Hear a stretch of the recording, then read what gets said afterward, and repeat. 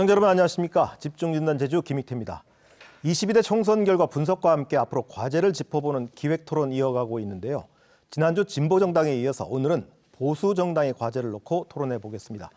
제주에서는 보수정당이 2004년 제17대 총선을 시작으로 6차례 연속 단 한 명의 국회의원도 배출하지 못하고 있는데요. 그 원인은 무엇인지, 앞으로 도민사회 자리매김하기 위해서 어떤 과제를 해결해야 할지 이야기 나눠보겠습니다. 오늘 함께 하실 분들 소개해 드리겠습니다. 이번 선거에서 제주도당위원장 직무대행으로 선거를 이끌었던 김한국 제주도의회 부의장님 나오셨습니다. 예, 반갑습니다. 이번 선거에 직접 뛰셨던 후보시죠. 서귀포시 선거구 후보로 뛰었던 고기철 국민의힘 서귀포시 당협위원장 나오셨습니다. 네, 반갑습니다. 오늘 외부의 시각에서 보수 정치를 토론해 주실 공민석 제주대 정치외교학과 교수 나오셨습니다. 반갑습니다. 네, 그럼 첫 주제로 이번 총선 한번 총평 간단히 세 분이 어떻게 평가를 하시는지 얘기를 들어보도록 하겠습니다. 먼저 고위 위원장님, 이번 선거에서 46% 득표, 네. 8,000표 차이로 낙선했습니다. 네. 결과 어떻게 받아들이십니까? 예. 뭐 결과 잘 이제 겸허히 받아들이고 있습니다. 이제 서귀포 시민들의 어쩌면 표심의 결과라고 생각이 들고요. 기본적으로 저를 지지해주고 했던 분들한테 미안하고 이제 감사한 마음이 많이 들었습니다. 사실은 저랑 일면식도 없으신 분들이 지역에서 바닥에서 열심히 많이 해주셨습니다. 하지만은 서귀포 지역에서 좀 바꿔보자는 분위기가 굉장히 강했었는데 그런 열망들이 있었었는데 그런 열망을 담아내지 못했던 부분에 대해서는 제가 개인적으로 이제 미안한 생각이 들고요. 사실은 유권자 입장에서는 최대한 이제 변화의 열망을 이번 표심을 통해서 나타냈다고 생각을 합니다.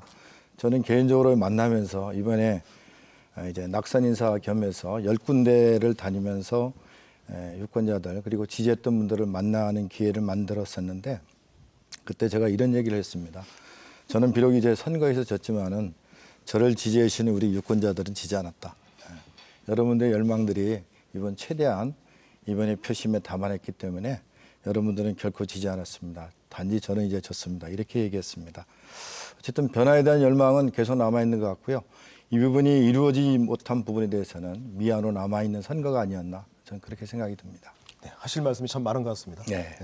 다음은 이번 선거 어쨌든 도당위원장 직무대행을 맡으면서 되게 힘드셨을 것 같은데 김한국 부의장 어떻게 평가하십니까? 예, 제가 도당위원장 직무대행을 3월 초에 맡았었습니다. 그래서 20여일 만에 이제 선거를 치르게 되는 입장에서 물론 몸은 굉장히 힘들었습니다. 바쁘게 움직였고요. 그리고 정신적인 스트레스도 받았는데 저는 좀 많이 아쉽습니다. 이번 선거가.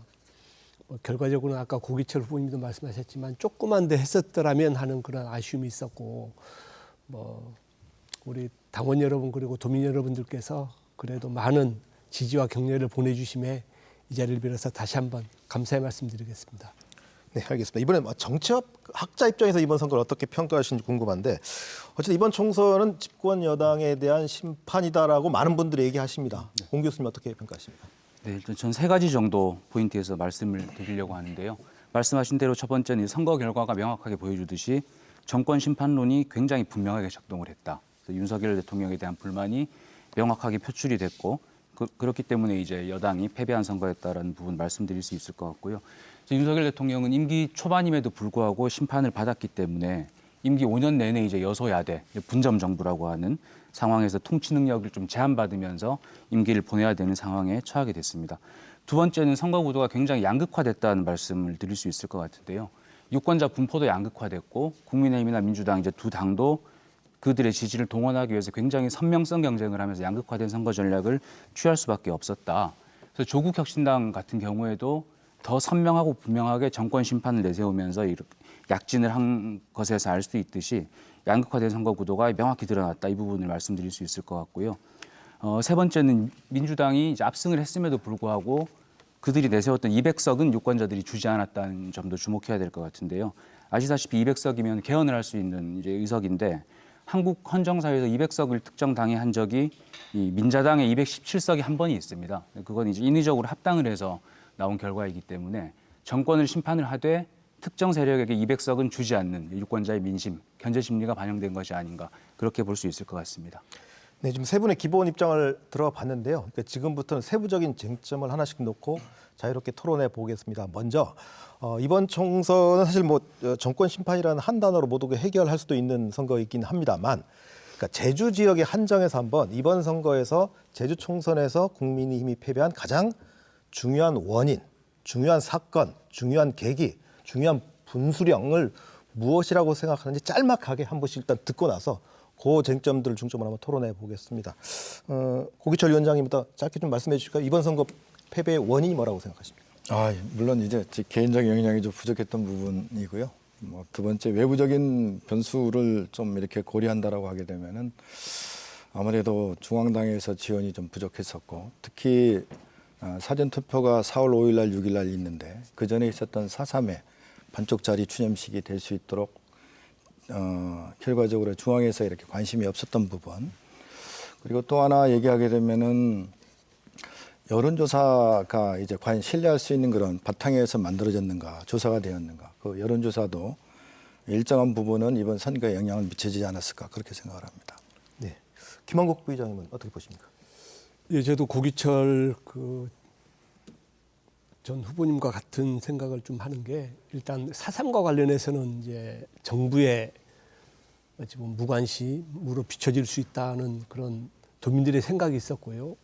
그리고 두 번째는 저희 중앙당을 탓하지 않을 수밖에 없는 게, 그래도 중앙당에서 두 번이나 내려온다는 계획이 있었습니다. 사실 있었는데 결국은 못 왔죠. 저는 이런 일들을 보면서 저희가 전국 선거 지역을 보면 대구가 13개 전부 저희가 이번에 당선됐거든요. 그리고 부산 같은 경우는 18개 지역구 중에 한 석을 뺀 17개 지역이 당선됐는데 여기는 다 한동훈 비대위원장이 갔다 왔습니다. 그래서 이번 같은 경우도 저는 많이 아쉬운 게, 정부와 그리고 중앙당의 우리 제주도에 대한 어찌 보면 무관심, 이게 저는 가장 큰 선거 요인이, 패배 요인이 하나라고 저는 생각하고 있습니다. 지금 내부에 계신 두 분의 공통적인 의견은 중앙당 지원이 상당히 부족했다라고 지금 요약을 해주셨고요. 공 교수님은 어떻게 보십니까? 네, 뭐 저는 각 당의 내부 사정이나 선거공학적인 내용을 따로 말씀을 제가 안 드려도 될 것 같고요. 더 잘 아실 테니까.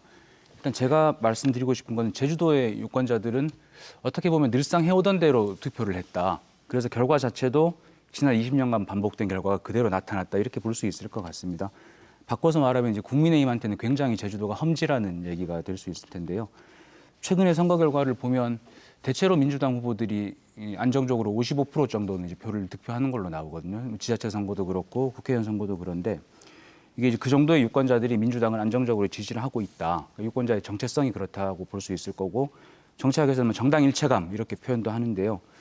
굳이 거슬러 올라가면 4.3 같은 이슈가 저는 있다고 봅니다. 있다고 보는데, 단기적인 이슈나 정책에 의해서 바뀌지 않는 민주당에 대한 지지율이 55%쯤 된다는 이야기고, 여기에다가 후보자라든가 단기적인 정책, 중앙의 선거구도 같은 게 이제 겹치면서 선거 결과가 나올 텐데, 그래서 이번 선거는 제주도에서 민주당이 이렇게 우세한 가운데에서 중앙에서 정권 심판론이 바람이 세게 불면서 국민의힘은 더더욱 힘든 선거지 않았을까 싶고, 저는 고기철 후보님은 선거를 굉장히 잘하셨다고 보는 게, 제주시 가불 같은 경우에는 정권 심판론이 겹치면서 65% 가까이 민주당 후보들이 얻은 상황에서 고기철 후보님 서귀포에서는 54대 46이면 굉장히 선전하신 결과라고 보거든요. 그래서 이 구조적인 어떤 유권자의 분포가 바뀌지 않으면 이 지금의 이 선거 구도는 근본적으로 큰 판이 흔들리긴 힘들다, 저는 이렇게 보고 있습니다. 교수님께서는 지금 제주도의 선거 구도, 그러니까 유권자 분포 쪽에 초점을 맞춰서 설명을 해주셨는데요. 자, 그러면 먼저 이 쟁점부터 한번 얘기를 해보죠. 두 분이 어쨌든 공통적으로 말씀하시는 게 중앙당의 지원이 부족했다, 관심이 덜했다라고 지금 말씀을 하셨거든요. 이 주제를 놓고 한번 좀 더 깊게 한번 들여다보겠습니다.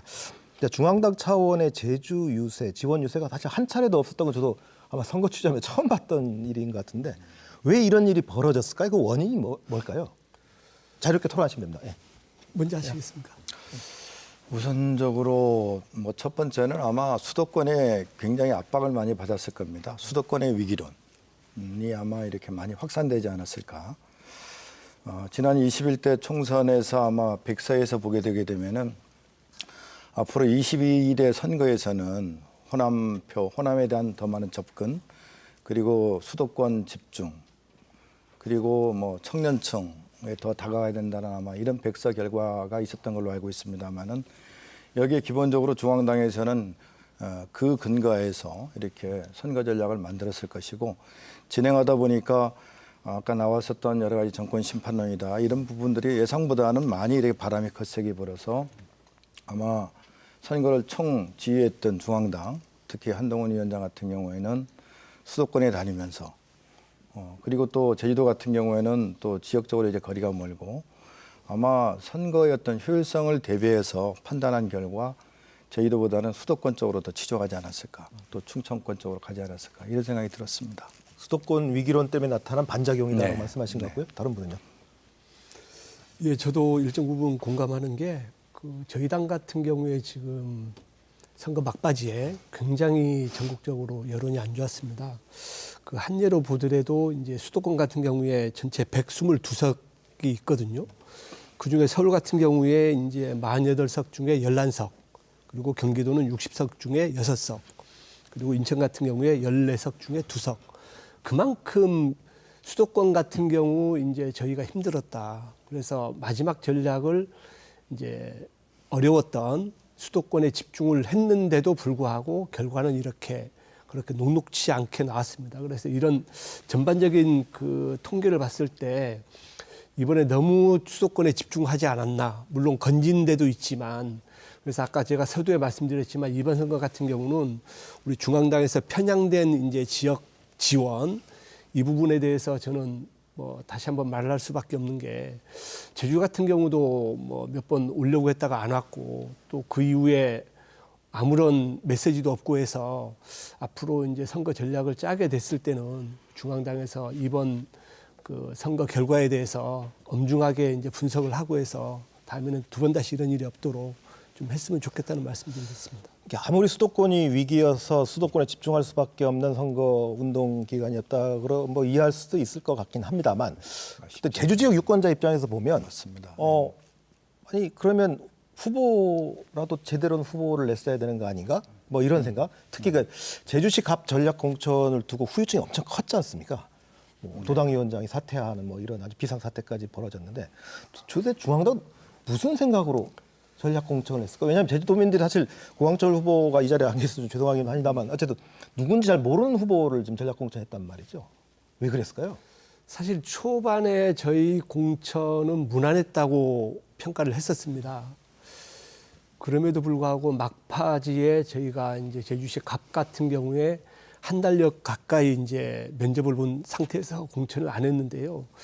저는 그 기준이 도덕성에 대해서 엄격한 룰을 적용했다. 그리고 두 번째는 공천 과정에서 심사에 대한 평점 이 부분을 엄격히 적용하다 보니까 후보자를 못 찾은 것 같습니다. 그래서 저는 좀 아쉬웠던 부분이 그런 결과가 있었다고 하면 진작에 후보자를 불러놓고 얘기를 해서 다른 후보를 찾든지 이렇게 대안이 빨리 나왔었으면 그래도 나았는데 고광철 후보 같은 경우는 거의 20일 만에 선거를 치렀거든요.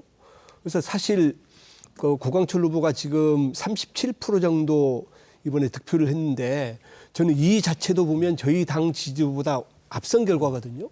그래서 갑 같은 경우도 저는 많이 아쉬운 게 좀만 일찍 공천을 해주고 또한 우리가 더 열심히 했더라면 하는 그런 아쉬움이 굉장히 큰 부분입니다. 직접 현장에 뛰신 후보 입장에서 갑 공천의 후유증이 어느 정도 선거 결과에 영향을 미쳤다고 보십니까? 기본적으로 당에서 공천의 방식은 여러 가지 방식이 있습니다. 그중에 여건에 따라서 전략 공천을 할 수는 있다고 봐요.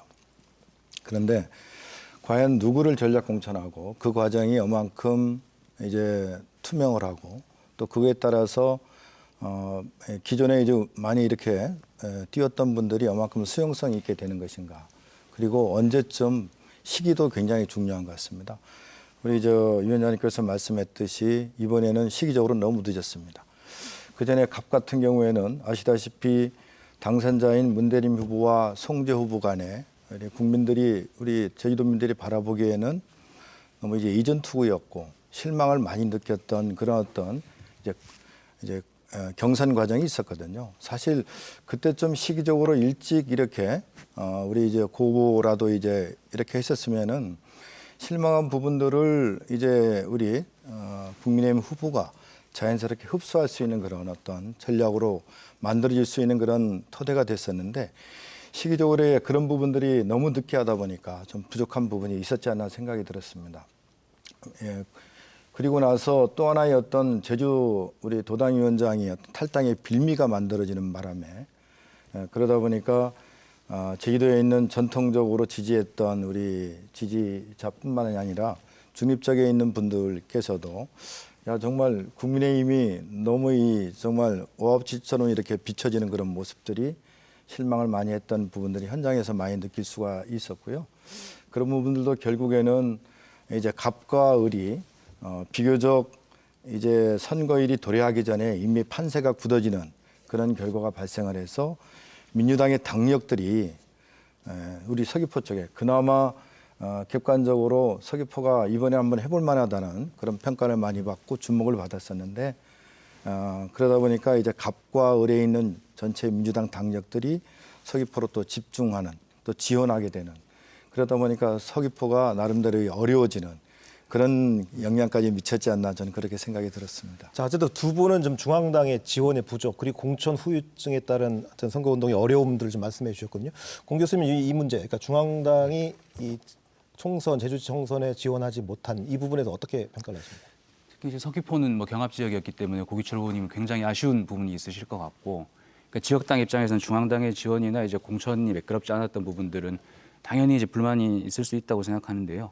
저는 어쨌든 중앙당의 지원 문제나 공천 과정에서 파행 문제는 이게 패배의 이제 원인일 수도 있지만 이 지역 정치 구도의 결과물일 수도 있다고 생각합니다. 아까도 말씀드렸다시피 이게 이제 뭐 당원이 많거나 이 지역 국민의힘에서 제주 지역이 상징성이 있거나 이런 지역이 지금 아니기 때문에 소홀히 할 수밖에 없는, 그러니까 힘은 제한돼 있고 선거운동 능력은 제한돼 있기 때문에 소홀히 한 거라고 볼 수밖에 없을 것 같고요.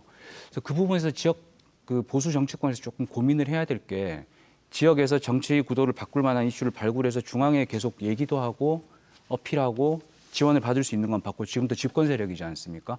그런 것들을 좀 해야 될 것 같아요. 그래서 민주당이 예를 들면 2000년 이후에 민주당이 우세한 이 정치 구도를 만든 이 기본 근원이 4.3 특별법이라고 한다면 그거랑 비슷한 거, 뭐 공항이 됐건 뭐 지역 개발 어젠다가 됐건 뭐가 됐건 간에 국민의힘에서도 그거를 지역에서 발굴해내고 중앙에 어필하고 지원을 받아내고 이런 것들이 좀 있어야지 중앙의 지원이 좀 늘어나지 않을까, 그런 고민들이 필요하다, 뭐 이런 생각이 듭니다.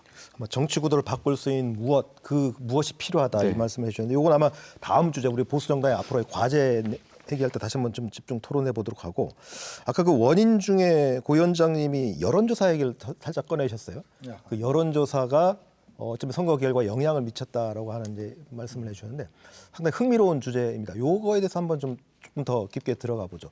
네. 부위원장님 어떻게 생각하십니까? 사실 이번 그 출구조사도 그렇고 여론조사도 그렇고 저희 당 입장에서는 굉장히 아쉬운 부분입니다.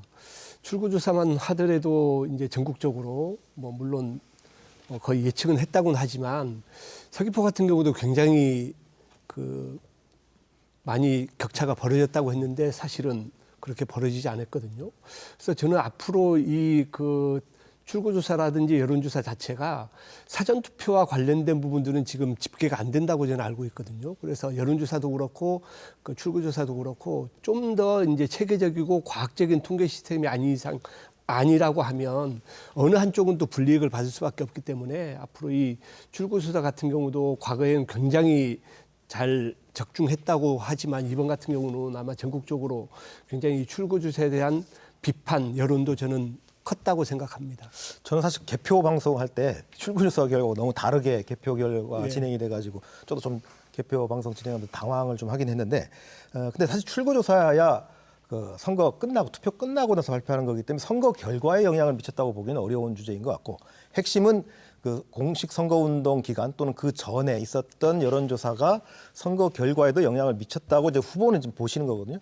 교수님은 이 여론조사가 선거 결과에 미치는 영향 이거 어떻게 보십니까? 이게 지금 여론조사가 문제가 되는 게 별로 정확하지 않기 때문에 문제가 되는 거잖아요. 그러니까 이게 표본의 추출이나 응답률이나 문항의 구성에 있어서 실제로 여론을 반영하는가, 이거는 학자들이 그렇지 않다고 얘기하는 사람이 굉장히 많거든요. 그래서 이걸 어디까지 공개해서 어떻게 써먹을 건가를 선관위 차원에서 좀 고민할 필요가 있을 것 같고요. 이게 정확하지 않은 게 공개가 되고 특히 이제 정치에 굉장히 열성적으로 참여하는 사람들의 의견이 반영된 상태에서 공개가 되고 그걸 바탕으로 사람들이 판세를 읽고 투표를 하기 때문에 굉장히 선거 결과를 뭐 왜곡이라고 말하기까지는 좀 그렇지만 영향을 많이 미치는데 이게 정확하지 않으니 문제가 있는 건 분명한 것 같습니다. 사실 여론조사를 놓고 이제 뭐 밴드웨건이네 무슨 뭐 오히려 선거 결과 또는 또 언더독 효과, 그러니까 오히려 떨어지는 후보한테 더 표가 가는 현상도 벌어진다고 하는데 뭐 제가 제주에서 그동안 오랫동안 선거를 취재해 본 느낌, 뭐 과학적 근거는 없습니다. 사실 밴드웨건 효과가 더 크긴 한 것 같아요. 그러니까 여론조사에서 표차가 많이 나온다 그러면 판세가 기울어졌다고 해가지고 갑자기 선거 캠프가 막 붕괴되는 듯한. 예, 그렇기도 하고 뭐 중도에 계신 분들이라든가 이런 분들 또 그다음에 사표를 기본적으로 이렇게 본인이 그 투표한 그 표가 사표가 되는 것을 꺼려하는 그런 심리들이 될 사람을 있거든요. 밀어주자. 뭐 이런 그렇죠. 식으로. 예. 그런 데는 분명히 영향을 미친다고 이제 봐야 됩니다. 알겠습니다. 아까 말씀을 더 하게 되면은 아까 출구조사 말씀했는데 출구조사가 저 같은 경우에는 아시다시피 17%의 격차였었는데 제가 지는 걸로 나왔지 않습니까? 근데 여러분 아시다시피 이번에 이제 당일 투표 같은 경우에는 제가 밀리지가 않았거든요. 당일 투표는 제가 이겼습니다. 한 1,500표 가량 제가 이제 이긴 걸로 알고 있는데 그렇게 되면은 출구조사의 여론조사는 비슷하게 나오거나 조금 앞서거나 조금 밀리거나 이 정도 나와야 되거든요. 그래야 신뢰성이 있다고 볼 수가 있는 건데 거꾸로 얘기하게 되면은 이런 기관에서 이런 어떤 표집을 통해 가지고 표본을 통해서 했던 지난번에 깜깜이 조사 발표 전에 있었던 4월 한 4일경, 5일경에 발표됐는데 거기에 보게 되게 되면은 뭐 10몇 프로 또는 약 20%까지 밀리는 그런 조사가 나오게 됩니다. 그런 부분들이 곧 있는 이제 사전 투표에도 영향을 많이 미칠 수가 있는 거죠. 아까 말씀드렸듯이 기본적으로 유권자들은 제가 찍는 표가 사표가 되기 꺼려하는 그런 마음들이 분명히 있고 아직 표심을 잡지 못한 정하지 못한 사람들 입장 같은 경우에는 대세론에 기울여 가지고 그쪽으로 이제 표심이 옮겨가는 그런 영향. 그러다 보니까 신뢰할 수 있는 여론조사가 선거를 갖다가 이끌어 나가는 그런 어떤 부작용도 있었지 않았나 저는 그렇게 생각을 합니다. 저도 한 말씀만 더 드리면 그 여론조사 결과라는 게 굉장히 중요합니다. 어찌 보면 그 여론의 풍량계가 돼버리는데 그 민감한 시기에 공신력이 좀 떨어지는 그런 기관에서 여론조사를 한 부분이 어찌 보면 이제 좋은 쪽에서는 굉장히 이제 많이 써먹습니다.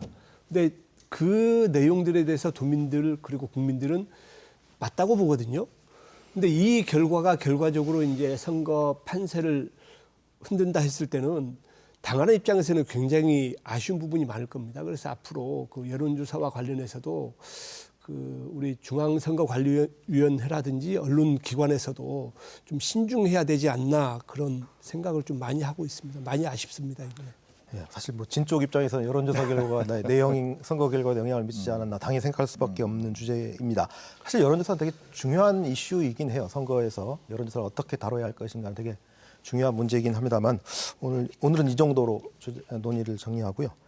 이번에는 그 한번 과제를 살펴보겠습니다. 교수님께서도 계속 말씀하셨던 정치 이 구도를 바꿀 수 있는 무엇이 있어야만 제주에서 보수 정당이 살 수 있다 이런 말씀을 좀 하셨는데 그럼 도대체 앞으로 어떻게 해야 되는지 과제를 중심으로 한번 토론해 보겠습니다. 먼저 이 질문부터 먼저 드려야 될 것 같은데 어쨌든 지금 한 정당이 6차례 연속 제주를 다 지금 장악하고 있거든요. 이런 독점하고 있는 현상에 대해서 이것이 과연 정당한 민의의 선택인지 아니면 부작용을 걱정해야 하는 그런 수준인지 이것에 대해서 한번 자유롭게 토론을 한번 했으면 좋겠는데 이건 교수님께서 먼저 얘기를 열어주실까요? 네. 이건 뭐 우선 유권자들의 뭐 판단이기 때문에 이거가 이제 어떤 문제가 있는가 이거를 논하는 건 조금 조심스러워야 된다고 생각은 하거든요. 조금 조심할 필요가 있다는 생각이 드는데 다만 이제 왜 그런 현상이 나타나는지 그 효과는 뭔지 이런 건 조금 더 분석해 볼 필요가 있을 것 같고요.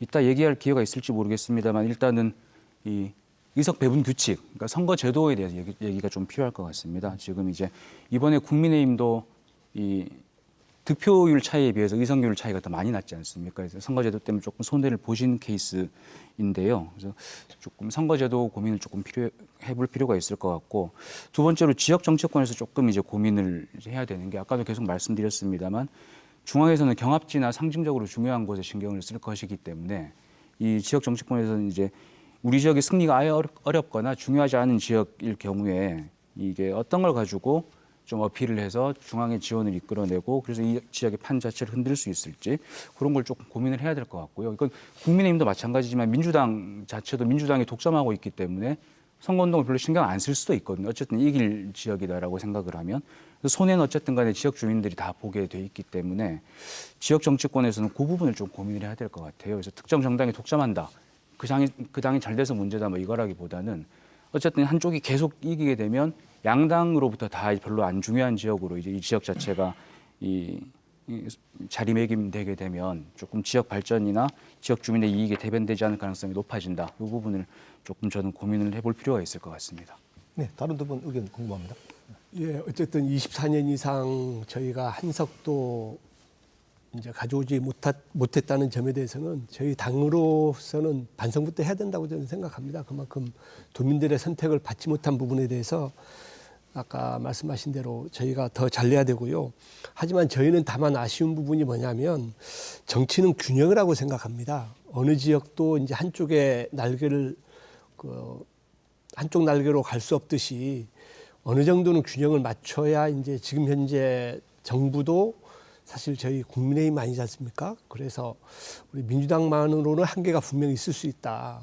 저희도 현안 사업 같은 경우도 굉장히 지금 많습니다. 그래서 저희가 이제 도민들께 부탁드리고 당부드리고 싶은 말씀 중에 하나는 앞으로 저희 국민의힘 열심히 하겠습니다. 앞으로 선거 때 좀 더 많은 관심을 갖고 좀 해주시길 바라면서 이런 그 정치적인 균형을 맞출 수 있도록 저희도 열심히 하겠다는 말씀드리겠습니다. 네, 저도 뭐 같은 입장인데요. 물론 이번에 표심을 통해서 역시 뭐 민주당의 3석을 이제 제주도민이 몰아줬습니다. 아까 뭐 선거에 대한 어떤 패배 뭐 이렇게 있었습니다. 저는 개인적으로는 탈환하지 못했다 이렇게 표현하고 있는데요. 기본적으로 제가 선거에 임하였던 그런 이유 중에 하나가 여기 너무 오랫동안 기울어진 운동장이었다. 견제와 균형이 없었다. 견제와 균형을 통해서 저는 이제 성장하고 발전한다고 이제 생각을 합니다. 그런 관점에서 이제 돌아가서 다시 보게 되게 되면은 이번 선거에는 어떻게 보게 되면은 가장 독점적인 구조가 지금 진행되고 있다고 볼 수가 있습니다. 아시다시피 도지사도 민주당이고 도의원들도 역시 다수가 그렇고요. 이번에 세 개 지역구에서 선출된 분들도 전부 다 민주당입니다. 그렇게 되면은 과연 어떻게 어느 세력이 정치적으로 견제를 할 수 있을까? 과연 그런 곳에서 제주도의 입장, 그다음에 아까 말씀드렸던 여러 가지 제주도가 더 큰 미래로 나가야 되는 그런 분기점에 와 있는데 과연 경쟁이 없는 곳에서 과연 그런 곳에 집중할 수 있을까?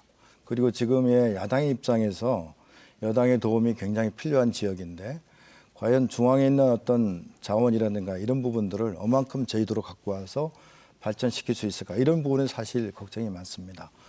이번 아시다시피 뭐 세 분 의원들이 뭐 환영회 한다고 해서 도청에 방문했던 걸로 제가 알고 있는데 그때 일부 언론에 보니까 공직자들이 동원됐는지 아니게 되면 자발적으로 나간지 모르겠습니다만은 로비에서 박수를 치고 했던 그런 부분들이 기사를 읽었습니다.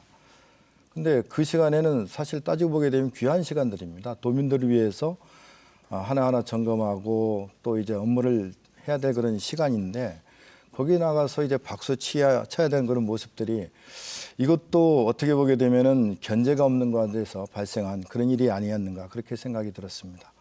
앞으로는 우리 제주도당뿐만이 아니라 지역사회, 언론에서도 조금은 현역 의원을 배출하지 못한 그런 아쉬움은 있습니다만은 제주도당 국민의힘에서도 원외입니다만은 더욱 적극적으로 견제를 해야 되고요. 지역사회 언론들도 적극적으로 더 많은 이렇게 견제 감시의 눈길이 있어야 되지 않을까 저는 그렇게 생각을 합니다. 제 첫 질문 때문에 좀 혹시 오해하실지 모를 것 같은데 독점이라는 표현에 대해서요. 사실 이게 좀 이게 정당 아까 교수님도 말씀하셨지만 그 유권자의 선택이에요. 그러니까 선택의 결과로서 이제 그런 현상이 나타나고 있는 건데 문제는 어떤 지역이든 간에 한 정당이 독점했을 때 나타나는 부작용이 분명히 있을 수밖에 없는 것 같고 특히 사실 국민의힘이 계속 떨어지긴 했지만 30% 제주도민의 30, 40%의 지지를 받고 있단 말이죠. 그러니까 이 받고 있는 이 유권자의 목소리는 그럼 또 어떻게 반영해야 되느냐라고 하는 거는 이제 선거 제도의 문제로 좀 논의를 하긴 해야 될 것 같습니다만 그거는 좀 큰 주제고 좀 시간 남으면 한번 토론해 보도록 하고 어쨌든 공통적인 거는 기울어진 운동장을 어떻게 극복할 것이냐가 보수 정당에 주어진 과제인 것 같습니다. 어떻게 하면 정치 구도를 바꿀 것이냐. 이 주제를 놓고 한번 자유롭게 한번 토론을 한번 해보겠습니다. 보수 정당이 과연 제주에서 정책과 이슈를 선점할 수 있는 방법은 무엇인지 한번 갖고 계신 아이디어 한번 토론해 보죠.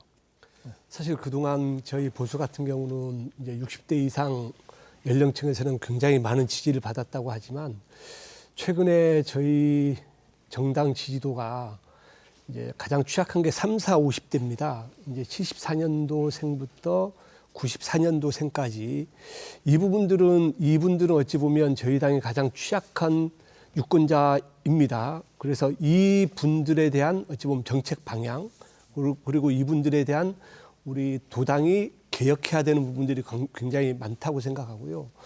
이제 앞으로 4년 뒤에 총선을 저희가 준비했을 때 과연 60대 이상 연령층에서 전과 같이 진과 같이 지지해 줄 것인가에 대한 부분은 저희도 많이 고민하고 또 연구를 해야 될 부분이고요. 가장 중요한 부분들이 젊은 층에 대한 표심을 어떻게 갖고 오는가, 그게 저희 당이 앞으로 가져가야 될 과제가 아닌가 그런 생각을 하고 있습니다. 그러니까 그 과제의 목표는 알겠는데요. 그걸 어떻게 하면 끌어올 수 있다고 보십니까? 일단은 젊은 청년들이 원하는 그런 정책 방향 그리고 40, 50대들이 생각하고 있는 그런 이념과 관련해서 우리 당이 그동안 너무 보수적으로 갔던 부분들이 있습니다. 그래서 예산도 병행하는 부분이지만 우리 젊은 층들이 원하는 정책들을 빨리 발굴해서 그분들이 원하는 정책을 실현하는 게 저희 보수 정당의 살 길이 아닌가 그런 생각을 하고 있습니다. 네, 교수님. 저도 조금 비슷한 생각인데요. 저는 뭐 이제 제가 당에서 일은 하진 않지만 한국 보수의 최전성기를 생각해 보면 2008년일 것 같습니다. 그러니까 전국적인 차원에서 보면 당시 한나라당이 전국 선거에서 과반을 했고 서울에서도 과반 이상 했거든요. 근데 그때를 떠올려 보면 보수의 외연이 굉장히 넓었어요. 지금 말씀하신 대로 소위 말하는 전통적인 보수, 국가적인 보수도 있었지만 시장, 개인 지향의 보수들도 있었고 그 유권자들을 다 포괄해 내면서 굉장히 선거에서도 잘하고 2007년 대선도 있고 2008년 총선도 이겼단 말이에요. 근데 윤석열 대통령 당선될 때도 제가 보기엔 이준석 대표를 경유하면서 그런 표들을 많이 받았다고 봅니다. 그래서 당선이 됐는데 탄핵 때 이 보수가 분당이 됐고 지금도 제3지대로 나가면서 이 굉장히 외연이 넓었던 보수가 지금 굉장히 좁아지고 있고 더더군다나 대통령 중심으로 더더욱 좁아지고 있거든요. 그래서 그 부분을 넓히지 않으면 저는 힘들다고 보고 이번에 한동훈 비대위원장이 색깔론을 제기한 거 오히려 더 좁히는 거란 말이에요. 그거를. 그래서 말씀하신 대로 조금 올드한 늙은 분들, 그다음에 국가적인 보수, 전통적인 보수 말고 개인지향적이고 젊은 사람들 중에 보수층들이 있단 말이에요. 그런 유권자들이 있기 때문에 그들의 표를 누가 가져갈 거냐. 이번에 분석에 따르면 그분들이 제3지대 이준석 대표한테도 갔지만 심지어 조국 땅에 간 사람들도 있다는 거예요. 정권이 싫기 때문에. 그래서 그분들 표를 흡수하지 않으면 외연을 넓혀서 점점 더 좁아질 수밖에 없다는 거고 제주 지역 관련해서 하나만 더 말씀을 드리면요. 제주에서도 어쨌든 이런 판을 바꾸려면 굉장히 파괴력 있는 인물이 있거나 아니면 이제 이 판 자체를 흔들 수 있는 이슈가 있어야 되는데 이건 정치는 계속 움직이기 때문에 언젠가 바뀔 거란 말이에요. 판은. 예를 들면 4.3 특별법 가지고 민주당이 20년 동안 우세한 정치 구도를 만들었다. 근데 국민의힘도 뭔가가 있어야 될 것 같고 미국 민주당의 뉴딜 아니면 미국 공화당의 70년대 뭐 남벌 전략 이런 것처럼 좀 큰 판을 바꿀 수 있는 그러니까 중앙당에서도 고민을 해야 되지만 전 제주에서도 지역당에서도 그런 거는 충분히 고민할 수 있다고 보고 그러니까 제주 민주당의 4.3 특별법 가지고 이제 판을 우세하게 가져갔다면 그거에 준하는 어떤 큰 다른 카드가 있어야 된다 저는 그렇게 생각을 합니다. 구체적인 생각도 있으신데 지금 말씀 안 해주시는 거죠? 그거는 이제 두 분께서 고민을 하셔야 될 것 같습니다. 그 한국의 보수가 좀 참 안타까운 부분이, 그러니까 어쨌든 한국의 보수가 지금 중점적으로 이슈로 삼고 있는 부분들이 부정선거라든지 무슨 5.18은 간첩이다라든지 4.3은 폭동이다라든지 이런 형태의 이슈에 너무 매몰되는 거 아닌가. 그러니까 우리 국민들이 직접적으로 관심 있는 사안들에 대해서 보수가 어떤 대안을 내놓을 것인가 사실 내놓아져야 아까 말씀하셨던 외연 확장이라든지 이런 게 가능할 것 같은데 좀 자꾸 엉뚱한 방향으로 가고 있는 거 아닌가 이런 걱정이 들어요. 특히 제주의 한정에서 본다면 4.3 문제에 대해서 왜 이렇게 적극적이지 못할까라고 하는 그런 걱정들을 많이 하십니다. 어떻게 저도 보십니까? 뭐 같은 생각인데요. 뭐 4.3에 대해서 다시 말씀드리게 되면은 4.3 특별법을 처음 발의한 그 세력은 사실은 보수였습니다. 그렇죠. 예, 당시에 뭐 제가 알기로는 한나라당이었습니까? 예, 그랬던 걸로 알고 있고, 그리고 아시다시피 2014년도에 이제 국가 추념식으로 만든 것도 이제 보수 대통령이었던 박근혜 대통령이었습니다. 그런 부분들을 사실은 이제 4.3의 이슈라고 해야 될까, 이런 부분들이 더 적극적으로 이제 관여를 하고 그리고 함께하는 그런 모습을 보여줘야 되는데, 그 궁극적으로는 대통령이든 4.3 때 이렇게 관심을 보여주는 게 굉장히 중요합니다. 예, 그게 결국은 하나의 어떤 이념적으로 바라보는 어떤 잣대에서 종지부를 찍을 수 있는 유일한 방법일 수도 있는데, 그런 부분들을 너무 이제 소홀히 했다는 부분에서는 인정을 하고요. 특히 지금은 뭐 아시다시피 과거의 보수는 유능한 집단이었다는 평가입니다. 국가를 만들고 그다음에 산업화를 만들고 민주주의의 어떤 토양이 될 수 있는 경제적인 어떤 부도 일궈내는 그런 유능한 집단이었었는데, 최근에 공정과 상식을 중시 여기는, 그런 가치를 중시 여기는 20, 30대한테는 이 보수가 유능하지도 않고 지금은 공정하지도 않다라고 생각을 하는 겁니다. 그런 점에 가장 큰 문제가 있는 것 같고, 특히 40대, 50대 같은 경우에는 민주당 지지 경향이 굉장히 강한 세력인데, 이분들이 관심을 갖는 뭐 보육이라든가 그다음에 뭐 교육이라든가 주택 문제라든가 그리고 또 어떻게 보면 의료 문제라든가 이런 부분들을 좀 더 실질적으로 이제 대안도 제시하고 그리고 실천해 나가는 그런 모습을 보여주게 되게 되면은 아무래도 조금 이제 나아지지 않을까, 그런 개인적으로 그렇게 생각이 좀 들었습니다. 덧붙여 말씀드리면 저도 이번 선거 치르면서 이제 선대위 자체를 그 혁신 선대위로 꾸렸습니다. 젊은 층들을 유입해서 했는데, 앞으로 저희 당이 가야 될 방향이 공감대거든요. 3, 4, 50대와 공감대를 할 수 있는 그런 분들이 저희 당의 어찌 보면 중책을 맡고 또 그분들과 같이 논의를 하면서 여러 가지 정책을 만들 수 있다면, 아까 우리 고기철 전 후보님도 말씀하셨지만 젊은 층들이 원하고 있는 분야가 딱 정해져 있습니다. 보육 같은 경우, 교육 같은 경우, 이런 부분들, 그리고 청년 같은 경우는 이제 마땅한 직장이 없다 보니까 여러 가지 정책적으로는 지원을 많이 하는데, 그분들이 감당할 수 있는, 수용할 수 있는 부분들이 많이 지금 모자라거든요. 그래서 앞으로 저희 국민의힘 제2도당이 가야 될 방향은 확고하다고 봅니다. 저는 젊은 층들이 중심이 되는 그런 당으로 개혁해야 된다. 이게 저희 국민의힘이 가야 될 방향이라고 저는 생각합니다. 방향에 대해서는 뭐 다들 공감하시는 것 같고, 아까 그 이슈 문제에 대해서 지난번 제가 개표 방송 때도 간단히 해설해드린 부분이긴 한데, 그러니까 이슈라는 거는 찬반이 있을 때 이슈가 확산되는 거 아니겠습니까? 그러니까 이번 서귀포 선거구에서 사실 2공항 문제가 큰 이슈가 될 거라고 다들 예상을 했는데, 사실 기대하셨던 것만큼 큰 이슈가 되지 않았던 거는 사실 뭐 저쪽 후보도 뭐 하긴 한다라고 해버리니까 이슈가 더 이상 확산이 안 되거든요. 4.3 문제 같은 경우에는 이게 사실 국민의힘 쪽에서가 뭔가 명확한 입장을 자꾸 얘기를 안 하다 보니까 뭐 자꾸 이슈가 더 커져 버리는.